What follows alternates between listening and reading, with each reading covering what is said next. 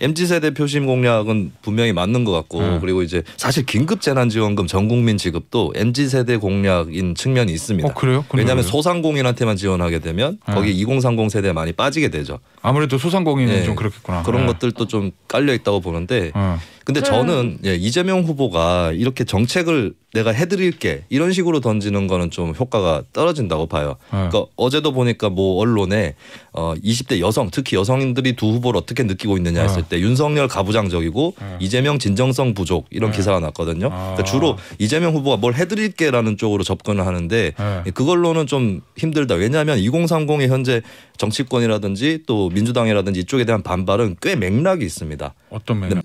김태현의 정치쇼. 정말이야 거짓말이 아니야. 거기 어디야? 정말이야 거짓말이 아니야. 김태현의 정치쇼 금요일 2부 여의도 정치인들의 말을 짚어보는 시간. 여의도 정말이야. 두 번 모셨습니다. 서울신문의 손지은 기자 나오셨어요. 안녕하세요. 네, 안녕하세요. 또 한 분. 세 분인가? 네. 김수민 시사평론가 피처링 이재명 윤석열. 안녕하세요. 네, 반갑습니다. 네. 이제 집중적으로 후보 확정됐기 때문에 피처링 이재명 윤석열로 집중적으로 하도록 하겠습니다. 한쪽 어깨는 이재명, 한쪽 어깨는 윤석열, 가운데는 김수민 평론가. 일단은 뭐부터 볼까 했더니 요 윤석열 후보 뭐 저희가 제목을 광주에서 봉화까지 윤석열 중도 표심 어떨까 뭐 이렇게 해봤는데 일단 광주 갔을 때 방명록이 조금 논란이 됐어요. 5월 정신을 반드시 세우겠다. 발음은 똑같은데 반에다가 디귿 시옷 받침의 이 요거 부사잖아요. 부사. 반듯하게 요런 뜻. 네. 반듯하게 세우겠다. 요거를 가지고 뭐 해석이 달라요. 뭐 처음에는 뭐 맞춤법이 맞았네 틀렸네 뭐 의미가 뭐 틀렸네 뭐 어쩌고 저쩌고 얘기 많은데 손지은 기자 정리 좀 일단 해볼까요? 이거? 네, 일단 한글 맞춤법 설명 좀 드리겠습니다. 자, 일단 반드시는 틀림없이 꼭이라는 뜻이고요. 그다음에 반듯 시옷 받침의 반드시는 이제 삐뚤어지거나 기울어진 것 없이 바르게 세우다 이런 뜻입니다. 이제 윤 후보는 반듯이라고 썼고요. 그런데 이제 이거를 오타인가 아니면은 정확하게 저 뜻으로 쓴 것인가 이렇게 조금 논란이 있었는데 민주당 이재명 후보가 5월 정신을 반드시라고 쓴 것은 지금의 5월 정신이 삐뚤어졌다고 윤석열 후보가 생각하기 때문이다.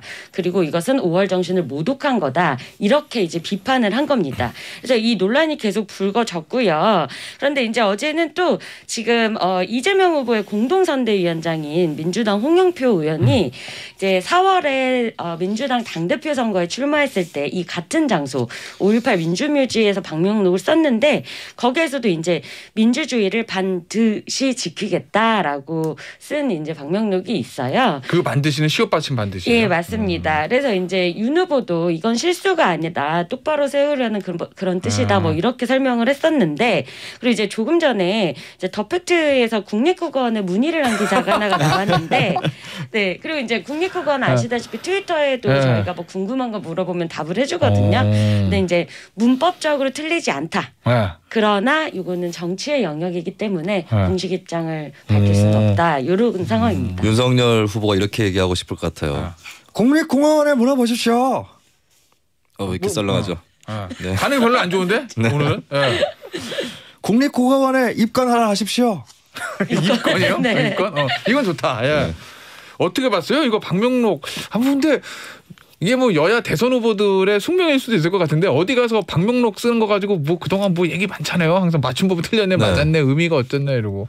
아니 이번에는 왜 착각을 잃는 사람이 착각을 했는지 모르겠어요. 반드시 만약에 이를 히로 썼으면 오타죠. 네, 그런 실수는 할 수 있는데 이걸 가지고 굳이 뭐 쳐다보고 있으면서 시비 걸려고 준비한 듯한 느낌이 좀 들거든요. 근데 이게 어느 쪽에도 이로울 게 없는 게 역대 방명록 실수들이 계속 돌아가면서 나왔어요. 문재인 대통령, 대한, 미국 뭐 이런 거 쓰기도 하고 세월호 참사 방명록에 날짜 틀리기도 하고 뭐 그랬었거든요. 그리고 뭐 홍준표 의원은 멸사봉공 한자로 멋있게 이렇게 적으셨는데 사자를 죽을 사자로 적으셨어요.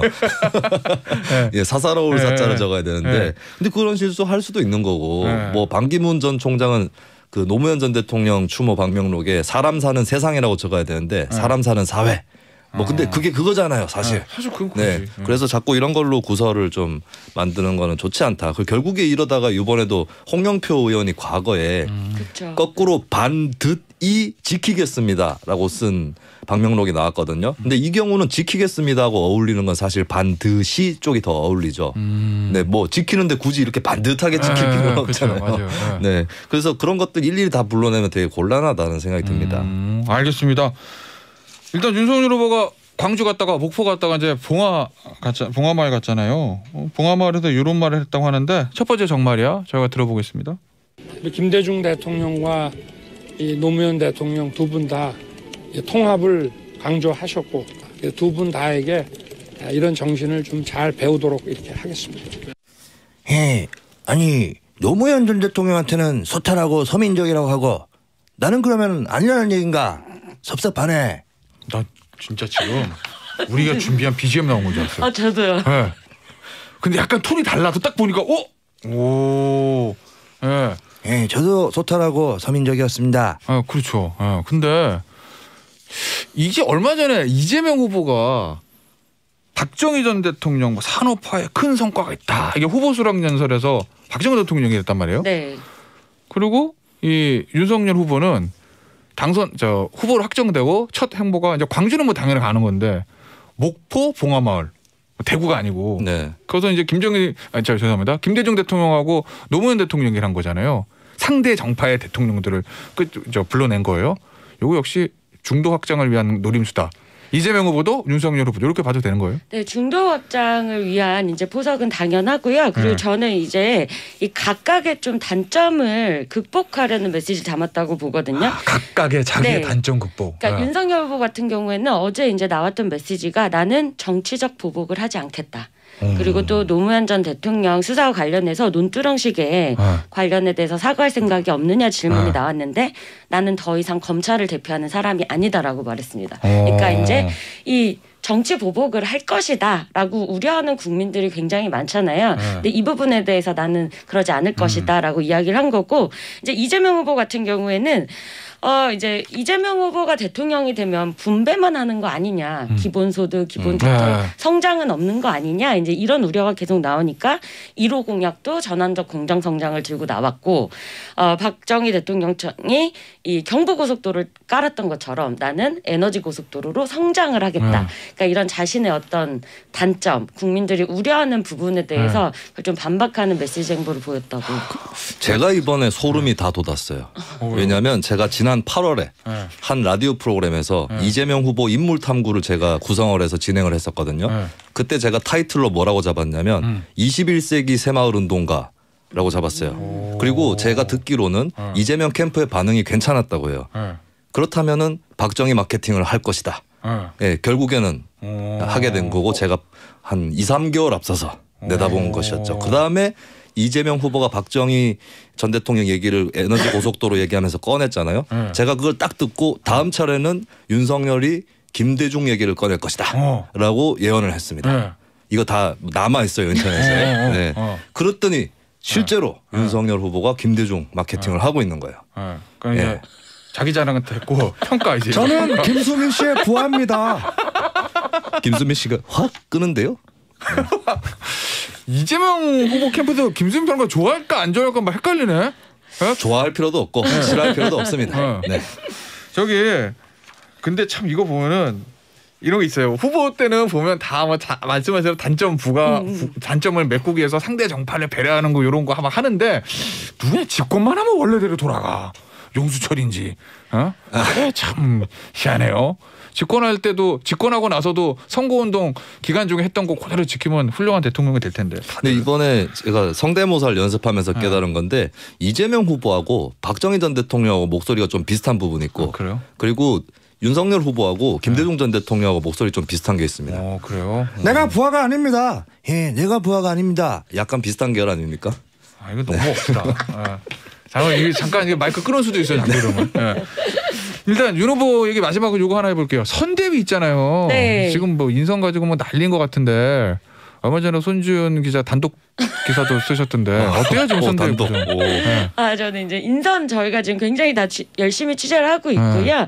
지금 오늘 또 이제 김종인 전 비대위원장이 조금 전에 라디오 인터뷰를 했는데 이제 김종인 위원장이 정권을 가지는 원톱을 하는 게 불편한 이제 중진들이 있는 거고. 있겠죠. 하지만 이제 김종인 전 위원장이나 이준석 대표는 이 원톱이 필요하다라는 이제 주장입니다. 그리고 김 전 위원장이 내가 정권을 달라고는 한 적이 없다. 하지만 허수아비를 할 수는 없지 않느냐.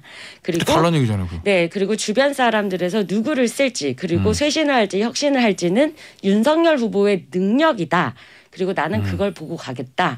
이제 오늘은 이런 말이 나왔습니다. 그러니까 가장 관심 포인트가 뭐 사람 누구 뭐 오고 말고 이런 걸 다 떠나서 윤석열 캠프가 경선 때 메모드급이었잖아요. 여러 중진들 있잖아요. 네. 그 중진들을 고스란히 선대위로 가져가서 확대할 것이냐. 그렇습니다. 아니면 싹 비우고 새로 리셋할 것이냐 요거잖아요. 네. 어느 쪽으로 갈 것 같아요?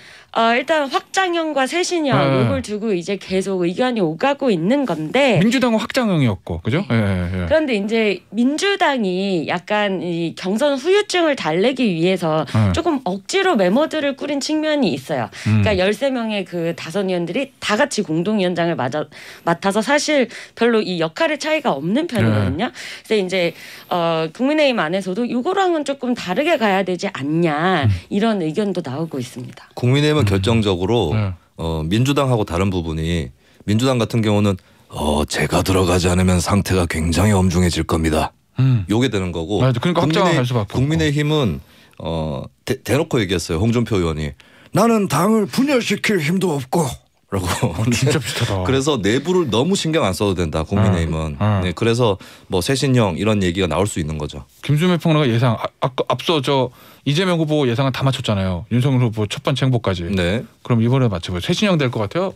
확장형 될 것 같아요? 저는 이게 맞추기는 좀 어려운데. 그래요? 예. 근데 이제 윤석열 후보의 역량이 드러나는 리트머스 시험지는 있고 제 기준은 뭐냐면 저는 김종인 전 위원장이 빨리 들어가면 그 캠프는 좀 아닌 캠프라고 봐요.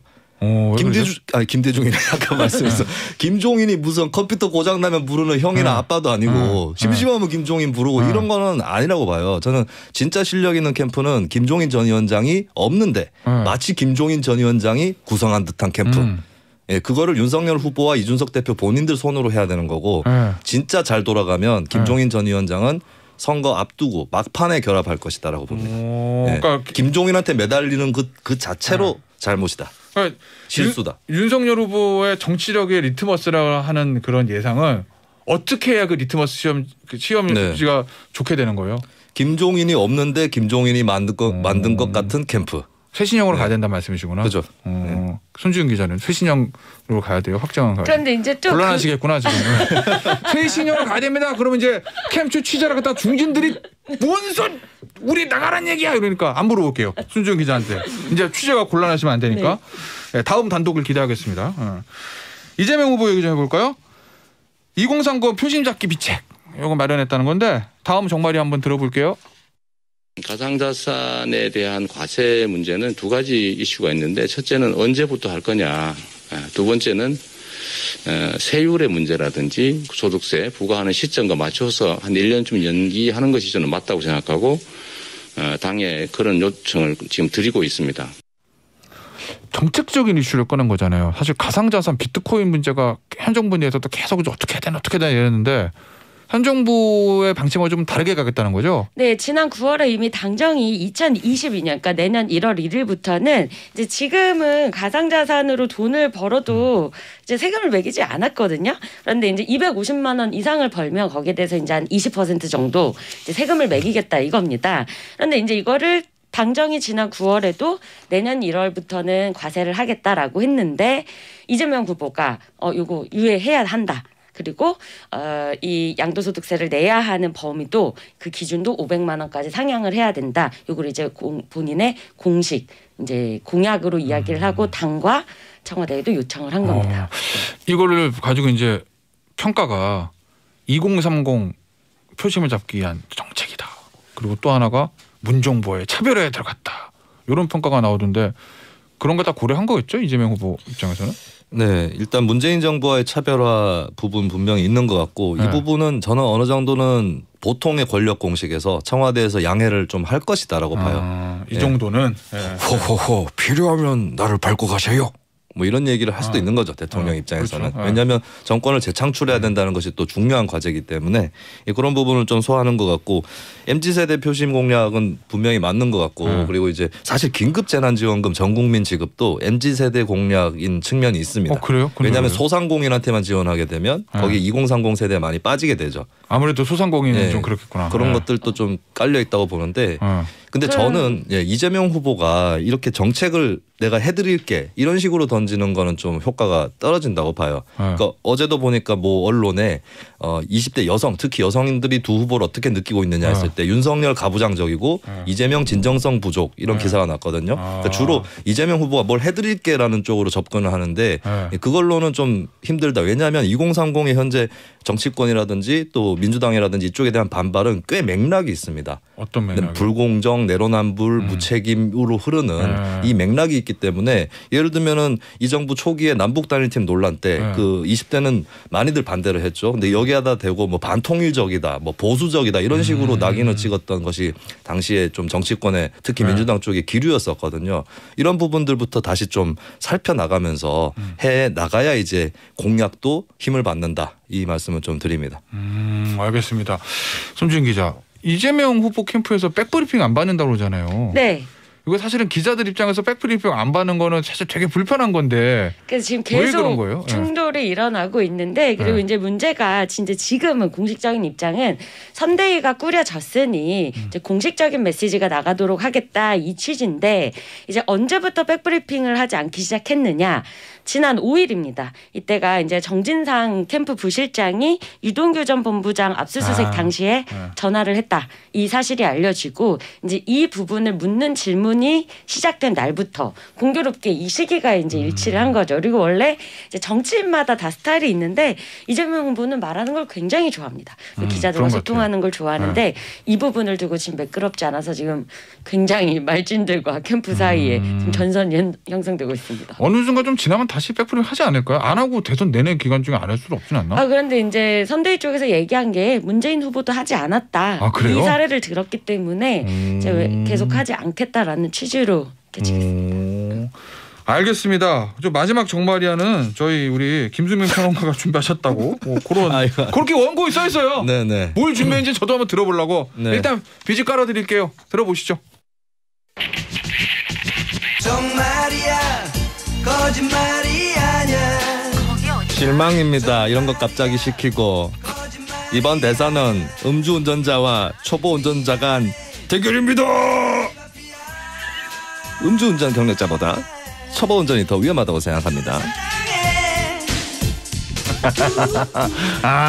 완성형입니다. 완성형이에요. 드디어 이제 안윤상 씨의 벽을 넘을 날이 얼마 안 남았습니다.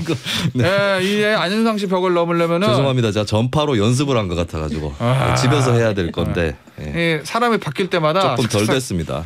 트랜스포메이션이 돼야 되는데 훌륭하십니다 아주.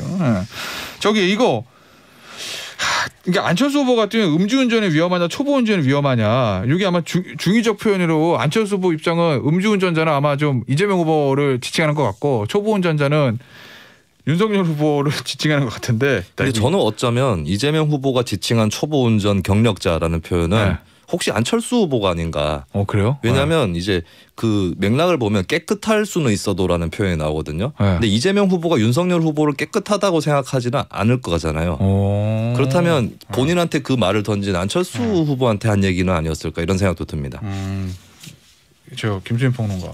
정치권에서 음주운전자하고 초보운전자하고 누가 더 위험해요?